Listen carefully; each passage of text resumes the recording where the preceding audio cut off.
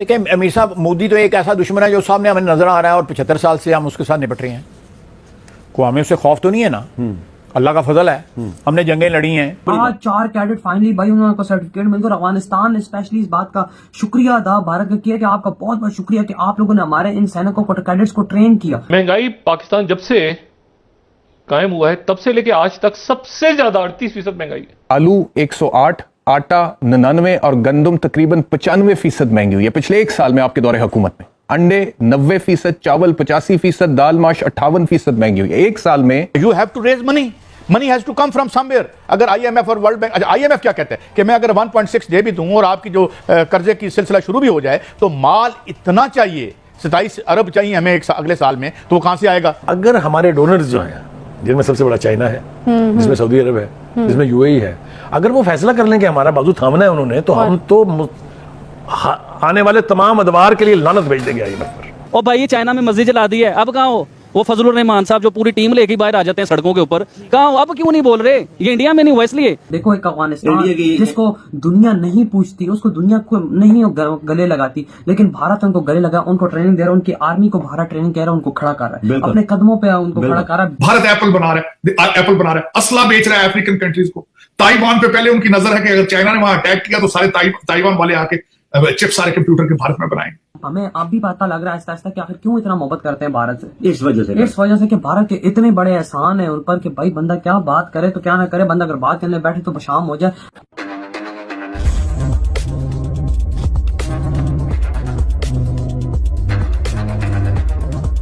नमस्कार दोस्तों आप सब जानते हैं अफगानिस्तान की आर्मी काफी सालों से भारत में ट्रेनिंग लेते हुए आ रही है, लेकिन अफगानिस्तान में तालिबान का टेक ओवर होने के बाद ये बहुत बड़ा सवाल था कि क्या अफगानिस्तान की आर्मी भारत से ट्रेनिंग लेना कंटिन्यू करेगी या नहीं। लेकिन तालिबान के राज के आने के बाद तालिबान के कमांडर ने सबको चौंकाते हुए कहा था कि भारत अफगानिस्तान आर्मी को ट्रेनिंग प्रोवाइड करे, जिसके बाद भारत ने अफगानिस्तान के लोगों के साथ अपनी मित्रता दिखाते हुए अफगानिस्तान आर्मी को ट्रेनिंग प्रोवाइड की। तो दोस्तों अब 3 साल के कड़े ट्रेनिंग के बाद अफगानिस्तान आर्मी के जवान की ट्रेनिंग पूरी तरह से कंप्लीट हो चुकी है, जिसके बाद अफगानिस्तान के राजदूत ने ट्वीट करते हुए भारत को धन्यवाद कहा और इसके साथ साथ 4 जवानों का इमेजेस को भी शेयर किया जो भारत में ट्रेनिंग के लिए आए हुए थे। तो चलिए दोस्तों इसी पर आगे पाकिस्तानी मीडिया का रिएक्शन देखते हैं। लेकिन खाई साहब, इस वक्त पाकिस्तान के दफा के लिए सबसे बड़ा खतरा क्या है? इमरान खान है या मोदी है या कोई और है? देखिए अमीर साहब, मोदी तो एक ऐसा दुश्मन है जो सामने हमें नजर आ रहा है और 75 साल से हम उसके साथ निपट रहे हैं। को हमें उससे खौफ तो नहीं है ना। अल्लाह का फजल है, हमने जंगें लड़ी हैं। जंगों में जो है वो हमारे शोहदा जो हैं 9 मई में जो कुछ उनके साथ जो है पीटीआई ने के मुजाहिरीन ने जो खर्चा है, इमरान खान ने जो उनको तरबियत दी हुई है या जिस तरह इंसाइट किया हुआ है, या हमारी इंस्टॉलेशंस पे हमला, हमारी इंस्टॉलेशंस पे दुश्मन ने कभी इस तरह हमला नहीं किया, ना उसको हमला करने दिया है हमारी अफवाज ने। हमारी जो डिफेंस फोर्सेस हैं, चाहे वो बर्री हैं, बहरी हैं या हवाई हैं, उन्होंने जिस तरह एक नाकाबिले तस्खीर डिफेंस जो है माजी में किया है मुल्क का। अब अभी 2-3 साल पुरानी बात है ना, अभिनंदन आया था, उसको वापस किया हमने, वो एयरफोर्स के अंदर। हमारी जो दहशतगर्दी की जंग में फतह थी वो हमारी अफवाज की फतह थी। ये मैं रीसेंट एग्जांपल दे रहा हूँ, मैं दूर जा ही नहीं रहा। तो इस सूरत हाल में जब हमारी दफाई फोर्सेस जो हैं वो अपना किरदार अदा कर रही हैं, उनको जिस तरह 9 मई के दिन जो है जिस तरह टारगेट किया गया है, तो मैं समझता हूँ कि ख़तरा जो है अब बैरूनी नहीं है, वो तो शनाख्त शुदा ख़तरा है। उसकी शनाख्त आप भी करते हैं, मैं भी करता हूँ, एक बच्चा भी करता है कि ये हमारा आज़री दुश्मन है। लेकिन ये अंदर से जो हमारे दुश्मन पैदा हो गए हैं, जो हमारी एक्चुअली इबादत को, हमारी सिक्योरिटी को थ्रेट कर रहे हैं। और 9 मई का दिन जो है वो शहादत है इस बात की। अच्छा, ये बगावत थी।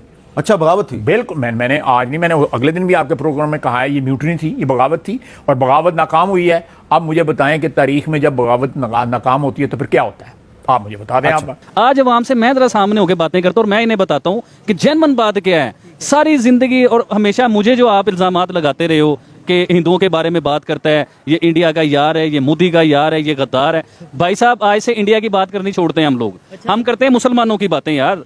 और मुसलमान चाइना में क्या हो रहा है मुसलमानों के साथ, इंडिया में तो कुछ हो जाए तो आग बन जाती है और वो आग लग जाती है हर जगह पे। सर सुनिए, आप बात सुनिए भाई, चाइना में मुसलमानों की मस्जिद जला दी जाती है, शहीद की कर दी जाती है। चाइना में वो चाइनीज जो आपके यार हैं, जिन्हें आप अपना फ्रेंड कहते हो, तो फिर चाइना का सदर भी गद्दार होना चाहिए, क्योंकि इंडिया का सदर भी गद्दार कहते हो ना आप वज़ीर आज़म को, कि इंडिया के मोदी साहब गद्दार हैं या वो टेररिस्ट हैं या वो जालिम हैं या वो जुल्म कर रहे हैं। तो अब चाइनीज जो वज़ीर आज़म हैं उन्हें आप गद्दार टेररिस्ट जिम्मेदार करार दोगे या नहीं दोगे? अब यही मस्जिद इंडिया में शहीद की जाती, इंडिया में जलाई जाती, आपके मौलाना साहब, और किधर गए वो मौलाना साहब, किधर गए वो मदरसों वाले, किधर गए वो मस्जिदों वाले जो 1 मिनट में बाहर निकल आते हो, मुसलमानों पे ये हो गया, मुसलमानों पे वो हो गया। और भाई ये चाइना में मस्जिद जला दी है, अब कहाँ हो? वो फजलुर रहमान साहब जो पूरी टीम लेके बाहर आ जाते हैं सड़कों के ऊपर, कहाँ हो? अब क्यों नहीं बोल रहे? ये इंडिया में नहीं हुआ इसलिए, चाइना आपका यार है उधर हो गया इसलिए। यानी कि जो आपका यार है वो आपकी मस्जिद को जलाए, आपके मुसलमानों को मारे, आपके साथ जो मर्जी जुल्म करे, यार के लिए नहीं बोल सकते आप लोग? क्यों गैरतमंद जो लोग हैं ना, गैरतमंद, क्यों मैं कहता हूँ इंडियंस को गैरतमंद, हमेशा मैंने जब भी कोई इंटरव्यू दिया ना उन्हें गैरतमंद कहा है।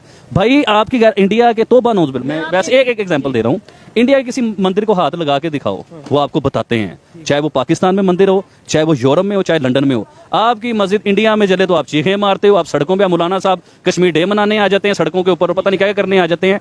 अब आपकी एक मस्जिद चाइना में शहीद की गई, आपके बेस्ट फ्रेंड हैं, अब आप बोलते पता है क्यों नहीं हो? देखिए सर, एक इंसान ने आपको खरीदा हो या एक इंसान आपके साथ बिजनेस कर रहा हो, आप अपना मुंह बंद कर लोगे, हक के लिए कभी नहीं खड़े होगे। असल मुसलमान वो है, असल इंसान वो है जो अपने हक के लिए खड़ा हो। आज मैं मुसलमानों के लिए खड़ा हो रहा हूँ, छोड़ दी इंडिया की बात, करता हूं मैं चाइना की बात। अब मुझे बताओ कौन इस चीज का न्याय देगा हमें, कौन इस चीज का हमें जो है ना, भी आपको एजेंट ही कहा जाएगा कि भाई ये इंडिया के कहने में चाइना के मुसलमानों की बात कर रहा है, और मजे की बात। और ये बात मैं बड़ी गारंटी से कहता हूं कि अगर चाइना में मुसलमानों को लेकर कुछ होता है तो वो इंडिया का मीडिया बहुत हाईलाइट करता है कि भाई ये देखें यहाँ पे ह्यूमन राइट की वायलेशन हो रही है, यहाँ पे रिलीजियस जो सी पाबंदी है, इसका मतलब हमारे से बेहतर तो इंडिया वाले हैं जो कम अज कम उनकी आवाज उठा रहे हैं चाइना वालों की। सर मैं इंडिया की तारीफ इसलिए करता हूँ, देखो इंडिया के साथ कोई मेरा वो कुछ खास सिलसिला तो नहीं है, ना कोई बिजनेस है, ना कुछ है, ना लेना देना है। इंडिया की तारीफ हमेशा सच के ऊपर करता हूँ, सच्ची बात पे करता हूँ कि वो लोग देखो तरक्की करते हैं तो मैं कैसे कहूँ कि वो तरक्की नहीं करते। वो लोग, अब हम लोग कहते हैं ना कि इंडिया में ये हो गया, वो हिजाब के ऊपर, जो मैंने एक इंटरव्यू में भी बात की थी, वो लड़की खड़ी हुई हिजाब के ऊपर, उसने इंडिया में टॉप किया है, उसी यूनिवर्सिटी में उस लड़की ने टॉप किया है भाई, पक्की बात है, आप सर्च कर सकते हैं। उसी लड़की का आइडिया नहीं, पक्की बात कर रहा हूँ, आप सर्च कर लीजिए, उसी यूनिवर्सिटी में उस लड़की ने टॉप किया है। अगर हम कहते हैं कि इंडियन जो हैं वो बड़े जालिम है, मुसलमानों पे जुल्म करते हैं वो लोग, तो वो लड़की कैसे टॉप कर जाती? वो लड़की तो अगवा हो जाती, उसको तो घर से उठा लिया जाता, उसके घर जल जाते। यानी कि इंसानियत के हकूक उधर मौजूद हैं भाई।